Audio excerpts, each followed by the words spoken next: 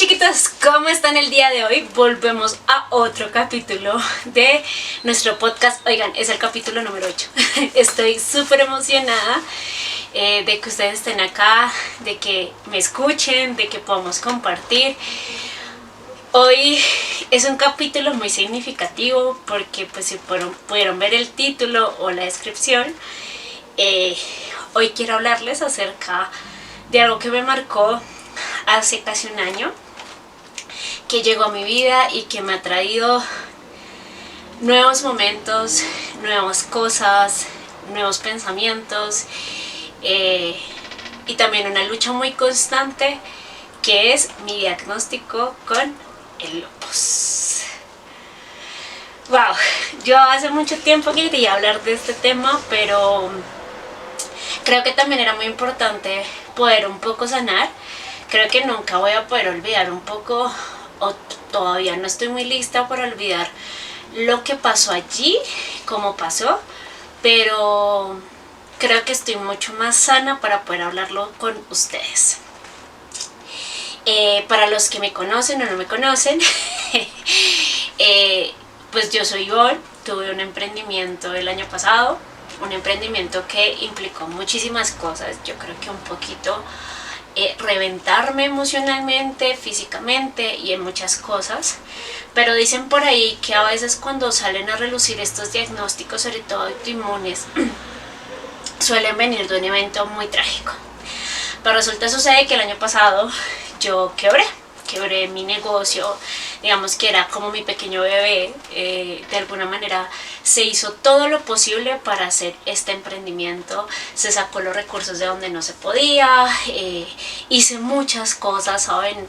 Desde aprender muchas cosas como, no sé, pintar, hacer, atender, defender, bueno, en fin, un montón de vainas, pero para el 30 de septiembre anunció que iba a cerrar mi cervecería el 30 de octubre. Yo ya venía con muchas dificultades económicas, donde básicamente no comía, donde se me dificultaba un montón sostener a la cervecería y sostenerme a mí, porque ese era mi sustento, ¿saben? Yo me pagaba un salario mínimo de mi cervecería, pero era muy complicado estar sosteniendo las dos cosas, y claro, eso hizo que yo tuviera muy malos hábitos e inclusive el estrés y el hecho de haber tomado la decisión de cerrar. ¿Por qué? Pues porque uno lo siente como un fracaso al fin y al cabo, ¿no? Sin embargo, yo decido cerrar la cervecería un 30 de octubre y por cosas del destino resulta llegándome un comprador a la cervecería. Si iba a vender, digamos que todo lo que era el inmueble, el concepto y la marca no, porque pues es algo en lo que hemos ido trabajando mucho tiempo, y lamentablemente el dueño del local no nos colaboró mucho y puso un montón de trabas, a tal punto que al muchacho le tocaba pagarle al señor del contrato, bueno, del local, 9 millones de pesos, y a nosotros 14 millones de pesos. Literalmente nosotros habíamos invertido más o menos unos 35 millones, pero pues era como por lo menos poder pagar lo que debíamos, porque seguíamos debiendo a proveedores, seguíamos debiendo un montón de cosas, y pues para nosotros era como un alivio.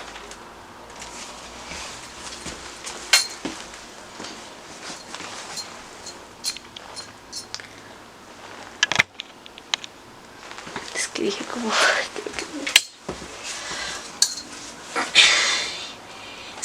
Y claro, digamos que cuando pasó eso, yo realmente tenía como esa ilusión de quebré, fracasé, pero logré pagar algo, logré tener algo para sostenerme unos meses, porque yo vivía sola, me mantenía totalmente sola, y desafortunadamente con tantas trabas que puso este señor del local, se cayó totalmente el negocio, se cayó como, no sé, faltando un día para entregar el local, y yo no tenía plata para mano de obra, yo no tenía para contratar a alguien. Básicamente lo que hice, lo hice con mi mejor amigo y muy de afán.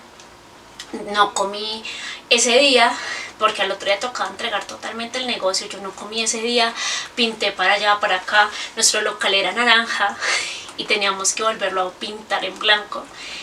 Y lamentablemente ese día me empecé a hinchar, ¿saben? Yo un 7 de noviembre empecé a hincharme un montón.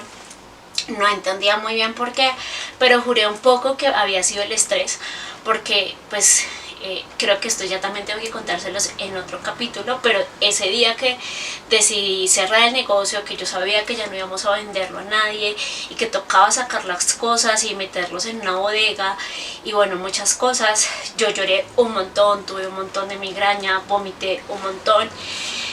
Y al otro día, pues claramente la hinchazón se la eché la culpa al estrés que había tenido ese día. Sin embargo, empecé a hincharme.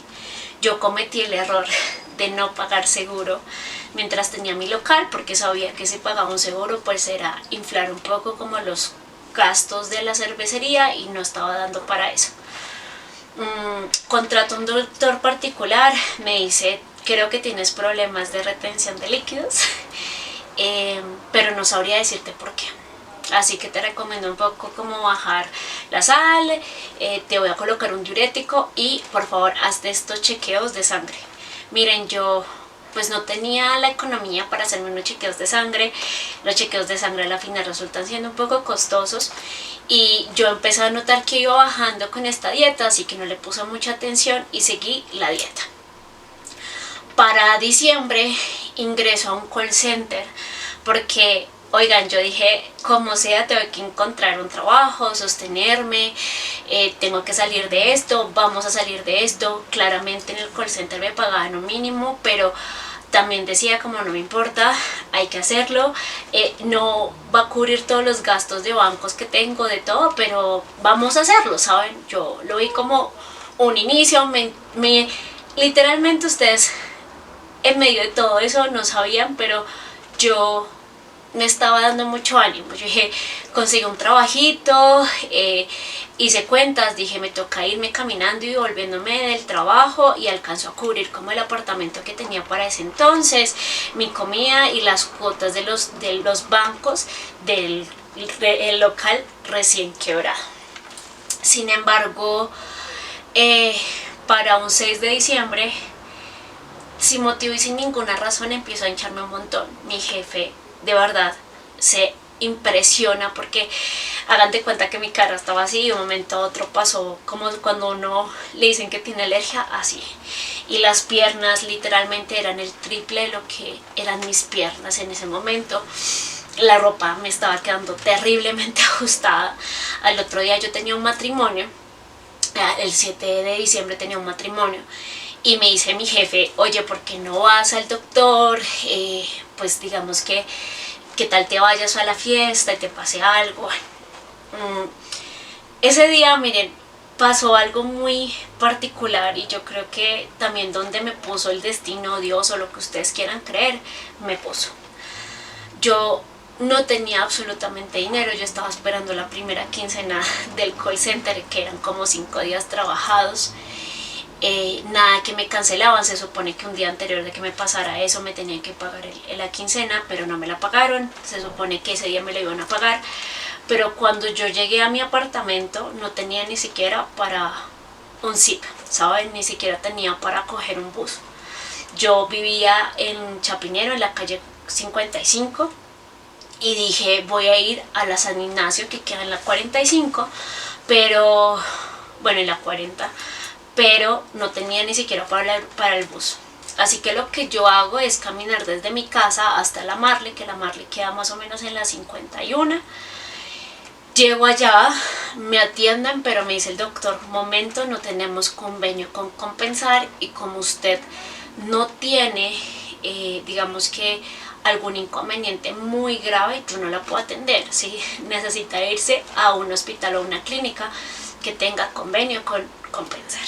En ese momento el doctor me dijo como por favor váyase a la Palermo. Digamos que cuando me fui para allá me dicen la podemos atender, pero si después de 24 horas sigue hospitalizada tenemos que cobrarle tanto porcentaje porque Compensar no tiene convenio con digamos que la EPS a nivel post, sino a nivel complementario. Me hacen los exámenes, me inyectan, yo llamo a mi familia, llamo a mi mamá, llamo a todo el mundo para que me pudiera ayudar primero con el taxi hasta la Palermo y segundo pues para que fuera. Llega mi mamá, se queda toda la noche conmigo, yo toda la noche vomité, no sabía qué pasaba, mis piernas estaban súper hinchadas, miren, no me podía ni arrodillar, no podía ni siquiera hacer este movimiento, no me podía correr de la cama, de la camilla que me tenían. Me hacen unos exámenes de orina, otros de sangre, y en la mañana se me acerca el doctor y me dice: oye, tus proteínas están muy altas en tu orina, yo creería que tú tienes lupus.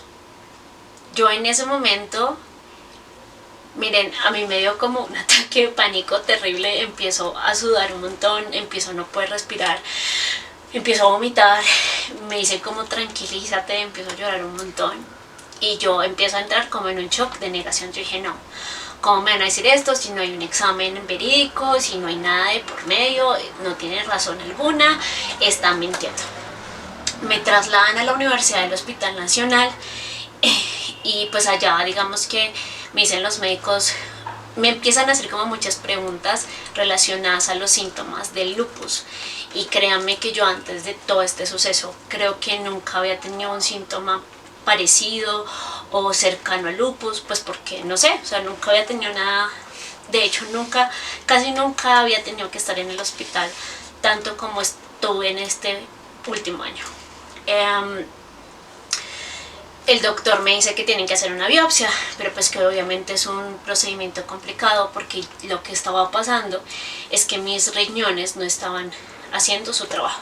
¿Qué quiere decir hacer su trabajo? Sacar las toxinas, sacar el chichi, procesar, dejar lo que sí funciona, y por eso me estaba hinchando. Lo que estaba pasando es que mi cuerpo estaba reteniendo líquidos. Pues nada, insistimos un montón y un 11 de diciembre me hicieron la biopsia. Oigan, qué biopsia tan extraña, porque es como que te toca quedarte muy quietico de espaldas, tú solamente sientes que te meten algo por ahí. A mí, pues detrás de los riñones, es aquí como debajo de la espalda. Y pues nada, estuvimos esperando un poco el asunto de los exámenes, y un 18 de diciembre me dijeron que tenía lupus. Miren, ese día para mí fue muy triste. Yo en ese momento me puse a llorar un montón, llamé a mi familia no podía ir como hasta después de mediodía, a mí me dieron la razón como a las 8 de la mañana. La enfermera que me atendía se me acercó a mí, me dijo que era una enfermedad como controlable. Yo estaba como en shock porque yo no entendía qué estaba pasando, yo no sabía qué tan grave era, qué no tan grave era. En ese momento empecé a entrar en shock de mi vida no va a volver a ser igual después de todo esto. Y en la tarde me mandaron a psicología, o sea, me mandaron 2 psicólogas y pude decirles totalmente todo lo que pensaba. Y así fue el proceso de descubrir que tenía lupus. Y hoy que quiero compartir con ustedes todo lo que pasó para ese entonces. Cuando a mí me dijeron que tenía esta enfermedad, yo lo primero que pensé fue que ya no iba a ser útil en ningún ámbito de mi vida. Ni para un trabajo, ni para una pareja, ni para hacer absolutamente nada, porque en mi cabeza estaba que el lupus te dañaba cualquier órgano, de que tú tienes que tener las defensas bajas todo el tiempo, entonces te toca como desguardarte todo el tiempo, y que ya no podías hacer ninguna vida normal, y que nadie iba a hacerse cargo de alguien que estaba tan enfermo o que tendría una estadística mucho más alta, un porcentaje mucho más alto de enfermarse, ¿saben?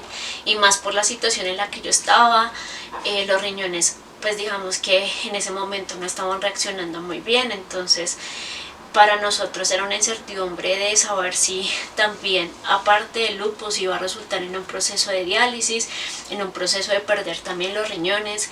Y para mí, en ese momento yo dije, yo no voy a servir para absolutamente nada.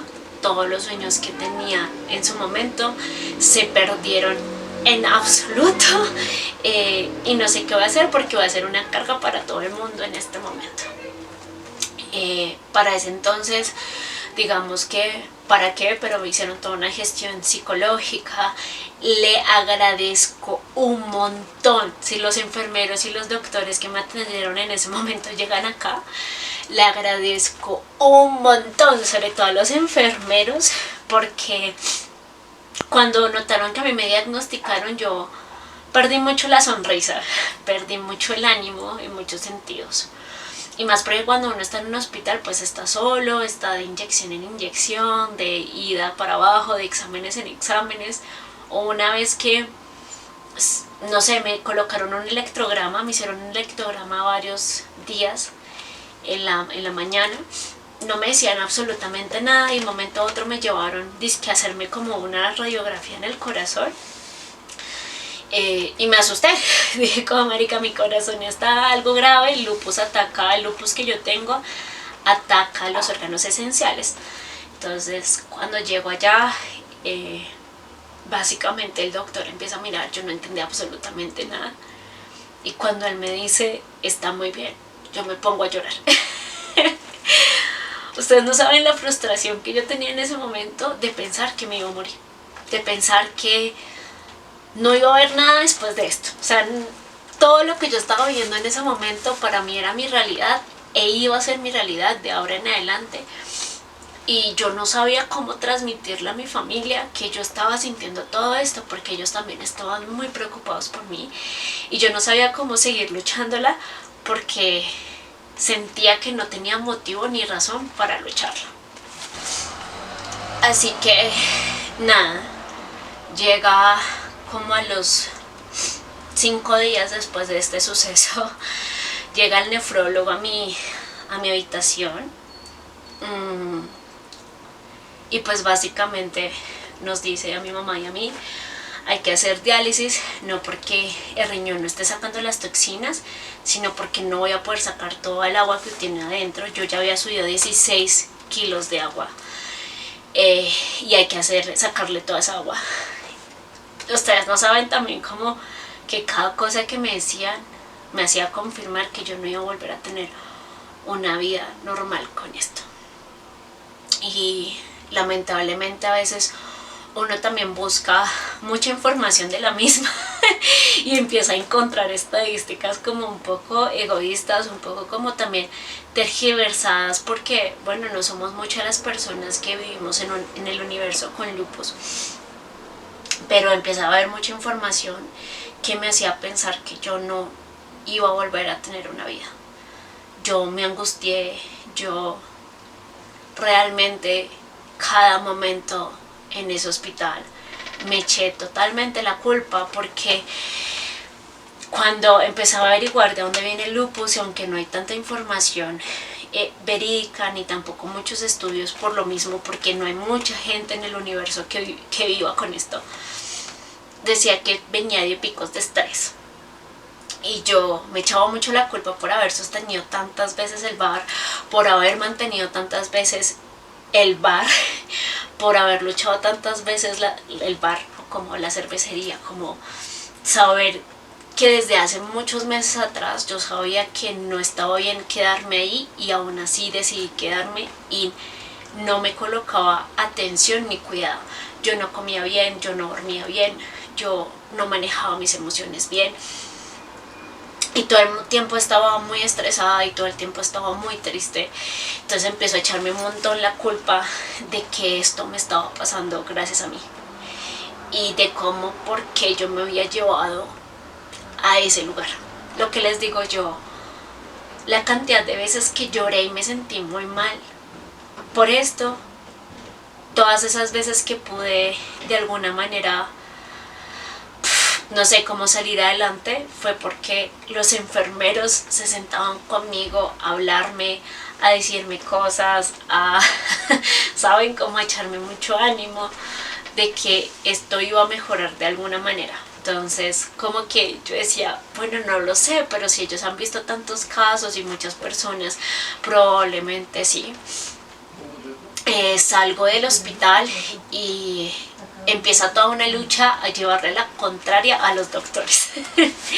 ¿Y qué es llevarle la contraria? Mire, yo nunca he dejado los tratamientos médicos que me han dejado, porque es parte del proceso y porque uno tiene que también, a la final ellos estudiaron, pero también yo decía, hay que averiguarlo también por otro lado, o sea, no solamente como los químicos y los medicamentos, sino probablemente puede existir otro motivo y razón. Y me puse a averiguar y decía como desde la parte emocional que podía pasar muchísimo esta enfermedad porque uno no se apreciaba mucho, porque uno le hacía caso a la gran mayoría, porque uno no defendía lo que uno era. También veía que uno tenía que comer bien, que hacer ejercicio. Dije, voy a hacerle otro contrapeso a curarme por otro lado. Y empiezo básicamente como a hacer todo esto con mucha dedicación, con mucha fe, pero también con muchas palmaditas en la espalda, porque no era fácil hacerlo. Al principio, cuando yo empecé a hacer ejercicio, empecé a hacer sobre todo pilates, me dolía muchísimo las articulaciones de los pies. Si hacía cardio, yo me fatigaba un montón, no lo lograba hacer. Yo antes de todo esto corría kilómetros y kilómetros y claro, brincaba un minuto y me ahogaba un montón, pero decía como no me importa, las comidas, claro, miren, hay cosas tan básicas como el hecho de que yo fui influenciadora cervecera, tuve una cervecería, tomaba un montón de cerveza. Ustedes creen que ahorita tomo un montón de cerveza, tomo como 2 y listo. ¿Por qué? Porque trato de cuidar muchísimo mi salud desde ese entonces. Pero empecé como esa pelea absurda de entender hacia dónde quería ir y me aventuro a un viaje en ese entonces, sin permiso y sin nada. Me voy a la otra parte del mundo, me voy a Europa un poco, a unos pasajes que yo había comprado como 2 años atrás. Y aunque me tocó un viaje muy tranquilo, lo disfruté con todas las ganas del mundo. Me metí al mar, salí, viajé, comí. Y me devuelvo y le digo a mi mamá como si llega a pasarme algo y si me llego a morir por esto, yo no quiero quedarme acostada en una cama. Yo quiero morirme viviendo. ¿Saben? Con ese miedo de pensar que en algún momento me iba a ir. Y nada, la vida empezó a seguir, empezó a acomodarse. Y seguía teniendo un montón de miedo porque me ponía a ver un montón de cosas, sobre todo como influenciadoras que hablaban del tema y gente que aparecía en redes sociales hablando del tema, que decían como no, pues ayer se me dañó los riñones y pasado mañana se me dañó el corazón y dentro de un mes se me dañó como el cerebro. Y yo decía, América, me va a morir, esto no va a ser sano para absolutamente nadie. Mi familia tuvo miedo, yo tuve miedo. Mis amigos tenían mucho miedo, era muy frustrante porque es tan poca la información y tan negativa la información que se tiene del mismo que, saben, como que pensábamos lo peor. Y siento que empezó también como un asunto de estar viviendo, compartiendo y haciendo a través de pensar que algo malo me iba a pasar, ¿saben? Y me rendía. O sea, había días donde me quería rendir un montón. A mí me hicieron una quimioterapia por 6 meses que es con ciclofosfamida. Digamos que la ciclofosfamida a las personas con cáncer se les aplica en dosis muy altas. Me explicaba eso el doctor, que era como más o menos 1 gramo para arriba. A mí me tenían 800 mg. Pero igual también era como vomitar todos los días que me aplicaban esa cosa. La penúltima vez que lo hice me vomité como 3 días seguidos y le decía a mi mamá como yo no quiero vivir así, yo detesto esto. Y como que volvía y me levantaba al otro día, ¿saben? Después de unos meses de estar insistiendo y pensando que ya iba a salir como ese pico, resulta en mi cuerpo la culebrilla. Me pasa una parálisis facial a este lado. Y tras el hecho, pues la culebrilla es re incómoda. Oigan, qué cosa tan horrible. Es como que tú sientes dolor, es como si tuvieras calambres todo el tiempo, te rasca un montón, no te puedes rascar. A mí me salió en toda esta parte, era incomodísimo dormir. Tuvieron que hospitalizarme por lo mismo, porque si no te haces cierto tiempo tomado, te aplican el medicamento vía venosa. Entonces a mí me pasó exactamente eso. Oigan, yo me estaba rindiendo un montón. Yo me estaba rindiendo un montón porque pensé que esa iba a ser mi vida de ahora en adelante. Y créanme que hay algo que me cuesta mucho y es ser la carga de alguien, pedir ayuda y entender que como que puedo estar por fuera de todo esto. Pero, ¿saben? Vuelvo al punto, no quiero romantizar esto, no se lo deseo a nadie. Las experiencias que he tenido que vivir, que creo que eso también merece ya otro capítulo mucho más específico, han sido un poco incómodos, han sido un poco dolorosos, físicos, emocionales, mentalmente. Me pasa un montón que si veo ahorita películas como, saben, como de gente que está en el hospital, gente que tiene a sus familiares en el hospital, lloro un montón, porque mi familia tuvo miedo, mis amigos tuvieron miedo, y yo también tuve mucho miedo. Pero, ¿saben? Sin romantizar el asunto, nunca había aprendido a vivir tan amable conmigo, ¿saben? Tuve que hacer las paces con el hecho de que puedo llegar a volverme a enfermar, sí. Que tengo que tratarme con paciencia, sí. Que puede hacer que dependa de mí o no, no lo sé.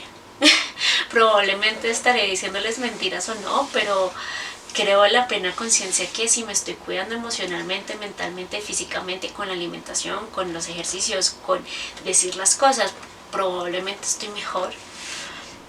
Y también hacer las paces con el hecho de que en algún momento la vida también se nos puede ir y que debemos disfrutarla a un 100%, porque siento que andamos en este mundo pensando que todo el tiempo podemos vivir, que nos vamos a morir de viejos, y probablemente no puede ser que nos pase una enfermedad como la que yo tengo, sino también puede pasarnos un accidente el día de mañana cruzando la calle o en la misma casa, ¿saben? Pero nunca me había querido tanto como me querí o me quiero en este momento. Miren, yo era una persona muy egoísta conmigo, muy egoísta conmigo. Siempre juraba que no hacía lo suficiente, siempre andaba como sobreexplotándome a montones, ¿sí? O sea, yo podía estar haciendo 5 trabajos, pero siempre pensaba que era menos. Siempre estuve rechazando mucho mi cuerpo en muchos sentidos, como en si era gordo, si era flaco, si me miraba crespa, si me miraba desviado el ojo, si se me miraba un lado más grande que el otro. Siempre andaba tratando de caerle bien a la gente, ¿saben? Como sin importar el daño que las personas me causaran, siempre callaba, siempre bajaba la cabeza, siempre trataba de no buscar discordia, conflicto, a pesar de que podía llegar a, no sé, a herirme un montón, y siempre asumía que podía hacer las cosas después, que si no las hacía hoy, probablemente tenía 5 meses, 1 año, 2 años, 5 años para hacerlo. Y probablemente sí, de pronto sí, nadie está escrito. He hablado con muchas personas que tienen esta enfermedad y me han dicho como, yo ya llevo 30 años con esto y no me ha pasado absolutamente nada. De hecho, hemos hablado o hemos visto el caso de Selena Gómez, que se ha casado y también tuvo su pico desgastante horrible y después ya estuvo muy tranquilo en su vida, ¿saben? Entonces, puede ser que sí, puede ser que disfrute 40 años más la vida o 100 años más, o probablemente no, pero aprendí a disfrutar cada paso que hago, cada cosa que hago, y me atrevo a hacerla porque siento que eso de decir que la vamos a dejar para después, pues para mí ya no existe en un calendario. Nunca me había amado tanto como lo estoy haciendo ahora, ¿saben? Porque si en algún momento la internet y estos dichos chinos y estudios chinos desde la emoción llegan a tener razón de que el lupus da por esto, he aprendido a defenderme, ¿saben? Creo que me defenderé de ahora en adelante. ¿Me ha costado un montón? Sí. Decir no cuesta un montón. Poner límites cuesta un montón. No caerle bien a todo el mundo cuesta un montón. No ser la niña goodbyes todo el tiempo cuesta un montón. Pero ante todo, protegiéndome a mí misma. Claro, sin hacerle daño al resto del mundo, pero siempre colocando un límite. Nunca me había querido tanto físicamente. Oigan, mira, hasta ahorita se me está pasando la parálisis de la cara y aún así trato de vestirme, trato de maquillarme, trato de entender que este es mi cuerpo y que se está transformando y que está sanando. A mí me tocó cortarme el cabello. Yo tenía el cabello hasta acá, recién empecé el tratamiento. Y por todo el tema de la quimioterapia, por pues obviamente todo el tiempo que dejó de funcionar el riñón y haciendo todo su ejercicio, pues se me achiló un montón el cabello, se me dañó un montón el cabello y me tocó cortármelo. Y no crean, para mí es difícil esto, y más porque, oigan, yo soy Ivonne la Crespa y de Crespa ahorita casi no tengo nada. Pero he aprendido a abrazarme como con todos estos procesos y con todas estas cosas, porque a veces puede ser que suenen pajazo mental. Probablemente, miren, algo que sí quiero como aclarar acá un montón: no quiero que ustedes cojan sus enfermedades diagnósticos o las cosas malas que les pasa o no como una razón divina, como un castigo divino, como un te tocó. Pero probablemente si a mí no me hubiera tocado esto, yo nunca me hubiera colocado una pausa en el camino para amarme tanto como me estoy amando. ¿Por qué? Porque la única manera de salvarme es amándome. ¿Y en qué sentido? Más allá de todas las creencias y todas las cosas que digan, a la final, si yo no soy comprensiva conmigo en este proceso, nadie lo va a hacer. Hace 2 meses el examen de lupus salió negativo. Nunca se va a ir, no es curable, pero se puede dormir. En este momento está dormido, oigan, y me siento la persona más plena del mundo.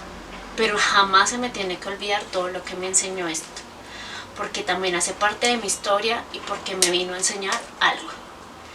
Así que es difícil, yo no les voy a decir que no. Echarle ganas es muy difícil, pero se puede hacer. Si tú estás pasando por esto, si tú conoces a alguien que está pasando por esto,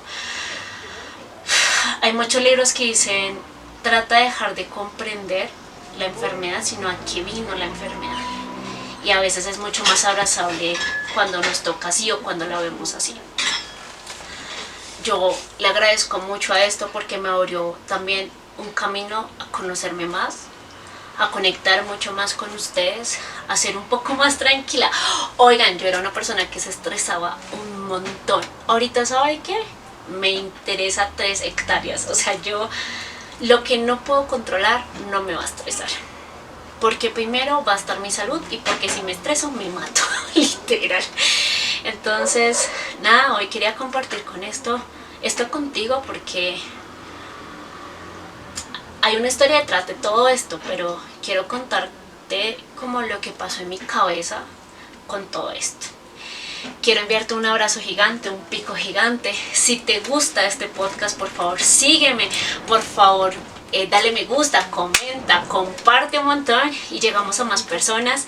Los quiero un montonazo y les envío muchos piquitos. Nos vemos el otro domingo. Chao.